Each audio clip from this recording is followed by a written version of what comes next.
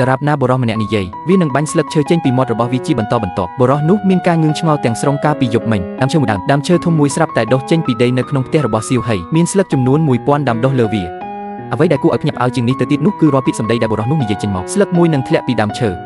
សូម្បីតែពួកចៅហ្វាយនីក៏មិនដែលឮពីរឿងនេះដែរគាត់បានប្រាប់ឈៀវហ៊ីថានៅពេលដែលស្លឹកឈើជ្រុះអស់ហើយជីវិតរបស់អ្នកក៏អាចនឹងបញ្ចប់ដែរប៉ុន្តែសៀវហីដែលនិយាយច្រើនបែរជារឹងរូសមិនជឿខ្ញុំចង់បានកូនខ្ញុំមកវិញកូនមកវិញអូនសម្លាញ់ត្រឡប់មកវិញខ្ញុំចង់ឲ្យអូនសម្លាញ់ត្រឡប់មកវិញឆ្អឹងជំនៀរអូនសម្លាញ់ត្រឡប់មកវិញ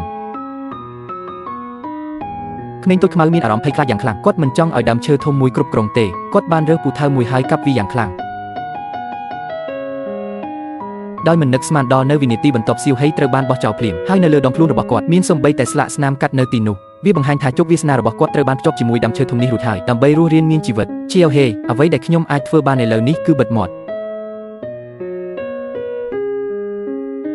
់ពិបាកណាស់ដែលមិនអាចនិយាយបានសៀវហីគ្មានជំរឿអ្វីក្រៅពីសរសេរអ្វីដែលគាត់ចង់និយាយនៅលើក្រដាសមួយសន្លឹកឡើយទោះជាយ៉ាងណាក៏ដោយគាត់មានការភ្ញាក់ផ្អើលយ៉ាងខ្លាំងតែគាត់មិនបានសរសេរសូម្បីតែមួយពាក្យស្លឹកឈើមួយក៏នឹងជ្រុះដែរដោយគ្មានសង្ឃឹមសៀវហីគ្មានជំរឿអ្វីក្រៅពីទៅធ្វើការឡើយខ្ញុំបានចៃដន្យឃើញមនុស្សខ្វាក់ម្នាក់កំពុងឆ្លងផ្លូវបរិសុទ្ធខ្វាក់ភ្នែកបានសួរគាត់ថាតើគាត់អាចឆ្លងកាត់ឥឡូវនេះបានទេដោយមិនអាចនិយាយបានកូនខ្មៅតូចអាចច្រៀងបានតែបន្តិចប៉ុណ្ណោះពេលឮដូច្នោះបរិសុទ្ធខ្វាក់ក៏ចាប់ផ្ដើមឆ្លងផ្លូវភ្លាមក្មេងតូចខ្មៅស្ទើរតែបត់ជើងតូចដោយសារភ័យខ្លាចជាសំណាងល្អវាបានបញ្ចប់ដោយគ្មានគ្រោះថ្នាក់ធ្ងន់ធ្ងរអាហារពេលព្រឹកជាមួយឈៀវហ៊ីត្រូវបានបំផ្លាញទាំងស្រុងពេលមកដល់ក្រុមហ៊ុនថៅកែបានណែនាំឈៀវហ៊ីឲ្យទៅស្វាគមន៍អតិថិជនបន្ទាប់មកគាត់ស្រាប់តែញាក់ហើយងាកវាបានបង្ហាញថាកំប្រុកពីក្បាលបានឡើងដើមឈើភ្លាមអតិថិជនមានការភ្ញាក់ផ្អើលយ៉ាងខ្លាំងពេលឃើញវានៅអាហារពេលល្ងាចសៀវហីបានអញ្ជើញអតិថិជនម្នាក់មកញ៉ាំអាហារពេលល្ងាចប៉ុន្តែមិនបាននិយាយអ្វីទាំងអស់ដោយមិននឹកស្មានដល់អ្នកថែសួនបានស្រោចទឹកដើមឈើនោះភ្លាមជាលទ្ធផលសៀវហីក៏សើមជោគខ្លួនដែរនេះធ្វើឲ្យអតិថិជនភ័យខ្លាចទាំងស្រុងនៅថ្ងៃបន្ទាប់ថៅកែបានឈៀវហ៊ីពិភាក្សារឿងការងារតាមទូរស័ព្ទបរិសុទ្ធស្បែកខ្មៅតូចដែលក៏បានគិតពីការប្រើតុក្កតាដើម្បីទំនាក់ទំនងមួយសន្ទុះក្រោយមកសៀវហៃបានយកតុក្កតាមួយបាច់ចេញមកដោយមិននឹកស្មានដល់កិច្ចព្រមព្រៀងអាជីវកម្មនេះត្រូវបានបញ្ចប់ដោយចៃដន្យនៅក្នុងថ្នាក់ឪពុកម្ដាយកូនសៀវហៃបានអំដំណើរកូនប្រុសរបស់គាត់ទៅចូលរួមក្នុងព្រឹត្តិការណ៍នេះជាលទ្ធផលលោកគ្រូបានរកឃើញថា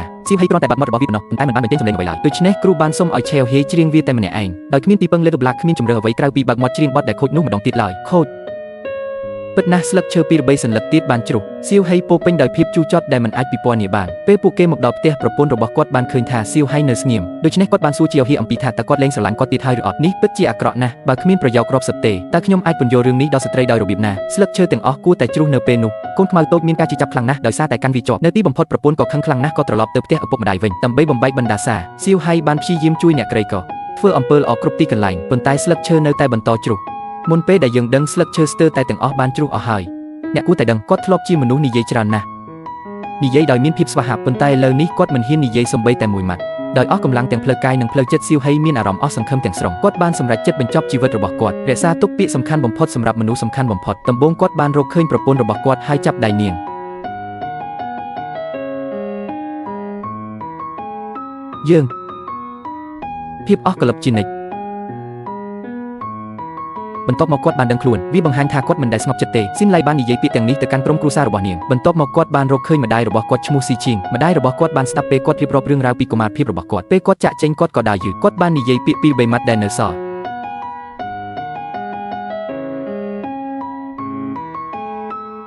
់នៅពេលនេះមានតែស្លឹក3ប៉ុណ្ណោះដែលនៅសល់លើដើមឈើទីបំផុតសៀវហៃបានទៅដល់ភ្នូរឪពុករបស់គាត់នេះក៏នឹងក្លាយជាកន្លែងសម្រាប់ចុងក្រោយរបស់គាត់ផងដែរគាត់បានប្រមូលផ្ដុំភាពក្លាហានរបស់គាត់បាននិយាយពាក្យ3ម៉ាត់ចុងក្រោយទៅកាន់ឪពុករបស់គាត់រំពេចនោះភ្លេចបន្ទោបានឆាប់ឆេះហើយគោលាន់បានបន្លឺឡើងនៅលើមេឃនៅពេលដែលស្លឹកឈើនៅលើដើមឈើជ្រុះដល់ដីវាបានចាប់ផ្ដើមភ្លៀងធ្លាក់ខ្លាំងភ្លាមនោះគាត់បានដួលទៅលើដីដោយភាពស្រពេចស្រពិលវាហាក់ដូចជាសៀវហៃបានវិលត្រឡប់ទៅវ័យកុមារភាពរបស់គាត់វិញខ្ញុំមិនដឹងថាពេលវេលាកន្លងផុតទៅប៉ុន្មានទេទូរស័ព្ទនៅលើដីបានរត់ឡើងសៀវហៃក៏ភ្ញាក់ឡើងយឺតដែរមិត្តភក្តិរបស់គាត់នៅចុងខាងទៀតនៃទូរស័ព្ទបានប្រាប់គាត់ថាដើមឈើនោះបានរស់ឡើងវិញដោយអភូតហេតុវាត្រូវបានគ្របដណ្ដប់ដោយស្លឹកបៃតងខៀវស្រងាត់វាថែមទាំងរីកដុះដាលជាមួយនឹងការដ៏ស្រស់ស្អាតទៀតផងវាបានបង្ហាញថាភាពស្មោះត្រង់របស់ឈៀវហ៊ីបានបំបែកបណ្ដាសាហើយគាត់ត្រូវបានផ្ដល់ជីវិតថ្មីនៅក្នុងជីវិតប្រចាំថ្ងៃរបស់យើងវាមិនតែងតែប្រញាប់ប្រញាល់ទេ